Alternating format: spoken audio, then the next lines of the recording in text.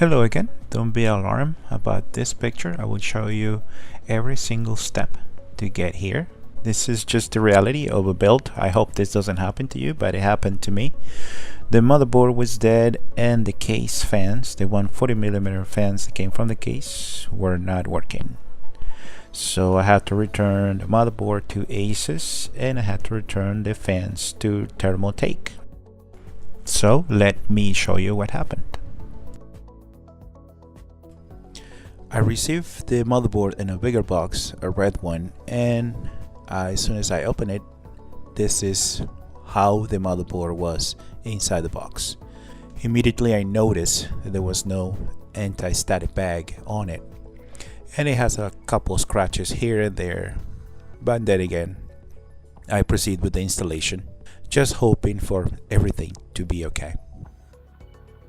After installing everything and working hours, days into this build, plugged in the power cord, started the machine, and I got a code 00. After spending hours and hours with customer service with Asus, they came to the conclusion that the motherboard was dead and that I have to return it. I purchased the motherboard from B&H. They said because it's been more than 30 days, they cannot replace the motherboard. So I had to resend it back to Asus. And this is what happened.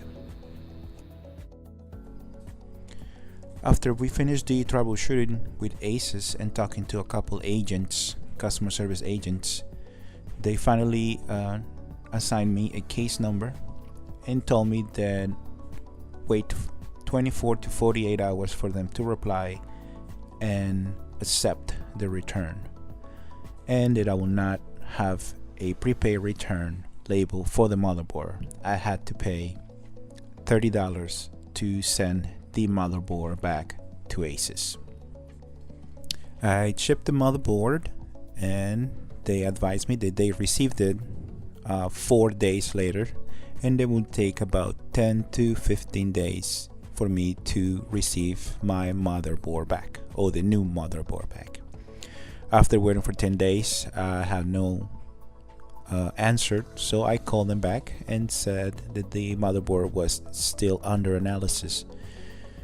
2 more days went by and finally they said that the motherboard was unrepairable and then they will send me a new one. After waiting about 22 days, I finally received the new motherboard, and this is the video of me opening that new motherboard. The initial inspection was okay, everything looks normal. The CPU looked okay and it didn't have any pins bent or damage. But after looking inside the box, I could not find the I/O shield that covers the components in the back of the motherboard.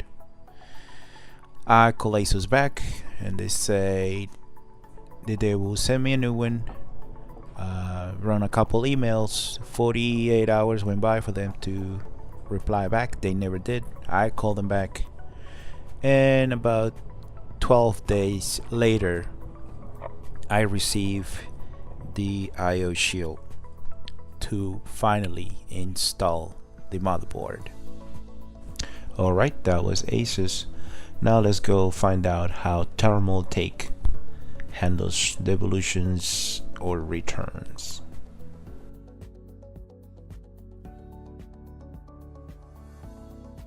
Alright, so THERMALTAKE did everything right.